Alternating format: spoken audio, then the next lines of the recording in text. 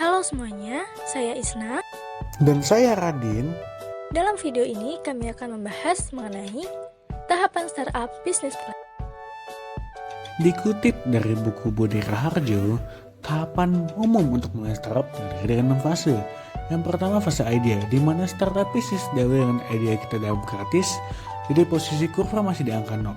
Yang kedua adalah product development, di mana ide dikembangkan sehingga merogoh dana dan pengeluaran bertambah sehingga kurva menjadi negatif. Yang ketiga adalah marketing time, di mana kurva perangkap naik saat memasuki pasar karena merupakan saat yang tepat untuk tebar pesona dengan investor.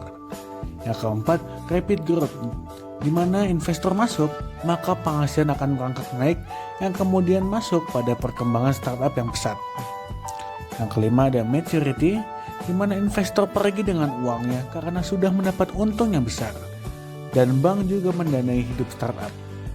Yang keenam, steady growth or decay, di mana pilihan perusahaan akan tetap bertahan dengan keuntungan yang tidak banyak atau tidak terjadi penurunan hingga akhirnya startup mati. Selanjutnya kita akan membahas mengenai langkah-langkah dalam pendirian startup. Langkah pertama adalah penentuan ide bisnis yang disesuaikan dengan permasalahan di sekitar kita. Kemudian, pikirkan solusi dan kemudahan dalam konsep bisnis. Langkah kedua adalah membentuk tim yang tujuannya agar pekerjaan cepat selesai dan dikerjakan dengan baik. Maka, diperlukan orang-orang ahli dalam tim. Bentuk tim dengan orang-orang yang memiliki visi misi sama dengan kita. Langkah ketiga adalah mengubah ide menjadi produk. Dalam tahap awal pembuatan produk, perlu membuat contoh untuk diuji cobakan, kemudian diperbaiki sampai mendekati kesempurnaan sesuai keinginan. Setelah melakukan perbaikan, pastikan untuk mendaftarkan paten produk. Langkah keempat adalah peluncuran produk dan promosi. Luncurkan produk secepat dan sesegera mungkin untuk menghindari perusahaan lain yang sejenis dengan kemiripan pemikiran kita. Proses peluncuran dibarengi dengan promosi agar tidak perlu menunggu terlalu lama untuk mendapatkan pengguna. Langkah selanjutnya adalah menentukan target pertumbuhan untuk memantau perkembangan bisnis. Dengan membuat target, kita dapat memiliki kerangka untuk menetapkan strategi yang memicu untuk memenuhi target, bahkan melampauinya. Langkah terakhir mengenai sumber dana, di mana biaya yang diperlukan untuk membangun startup tidaklah sedikit. Oleh karena itu, harus memiliki sumber dana untuk menunjang perusahaan yang dapat diperoleh melalui dana pribadi, orang terdekat, crowdfunding, inkubator, venture capital, dan angel investor. Selanjutnya kita akan membahas bagaimana realisasi dari bisnis plan. Yang pertama ada kisaran dana.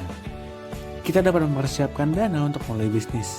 Kita juga akan tahu berapa dana yang diusahakan dari diri sendiri dan berapa yang dibutuhkan dari investor ataupun pihak lain. Yang kedua ada marketing plan. Bagaimana usaha perusahaan untuk menjalankan kegiatan pemasaran, perlu identifikasi target pasar dan kelompok yang tertarik terhadap produk serta fokus pada pemuasan konsumen.